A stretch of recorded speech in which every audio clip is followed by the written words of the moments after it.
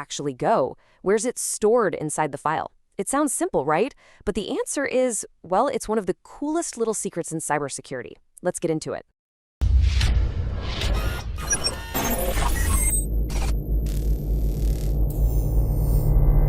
So really, this is the core question. If you could just, peel back the layers of a zip file, where would that password be hiding? Is it tucked away in the header? Maybe buried deep inside all that encrypted data? I mean, your first instinct is that it has to be in there somewhere, but the truth is a whole lot weirder. Yeah, you heard that right. It's nowhere. The password you type in is not stored anywhere in that zip file. Not in the header, not in some secret metadata, not even scrambled up. So if it's not in the file, how in the world does your computer know you've typed the correct one?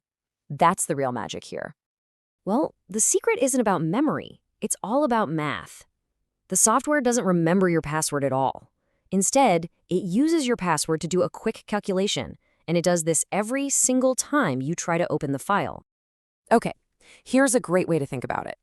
Imagine a combination lock on a safe. Your password? That's the combination. When you turn the dial, you're not checking your numbers against a little piece of paper stored inside the safe, right? Of course not. You're giving the lock a set of instructions. And if those instructions are correct, the internal mechanism, the key, is formed and the door opens. Your password is just the recipe to create the key on the fly.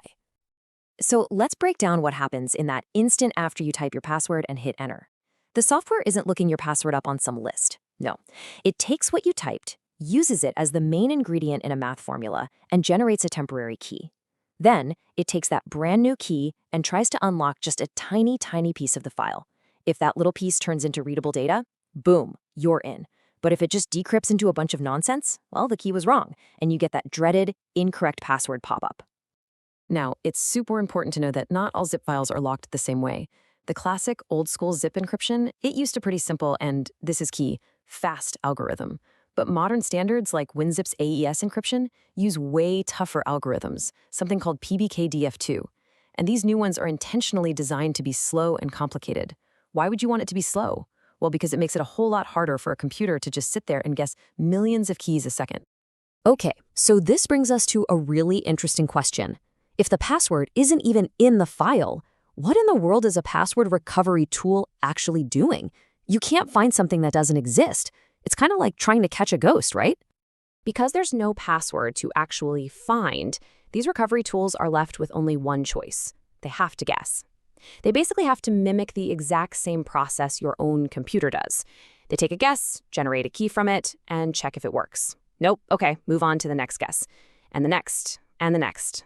Thousands, millions, billions of times. But here's the thing, it's not just random blind guessing. That would take forever. It's actually really intelligent guesswork. These tools use very specific, structured strategies to make the search as efficient as possible. For the most part, these strategies fall into three main buckets. You've got your brute force attack, the mask attack, and the dictionary attack. Each one is a totally different way of tackling the problem. Let's look at how they work. Brute force is exactly what it sounds like. It's just pure muscle. It tries A, then B, then C, then AA, AB, AC, and so on. Just every single possible combination until it gets a hit. A mask attack is a lot smarter. Say you remember your password was summer and then 2 numbers, but you can't remember which ones. You can create a mask and tell the tool to only try things like summer 01, summer 02, all the way to summer 99. See? Way more focused. And then there's the dictionary attack, which is probably the most common.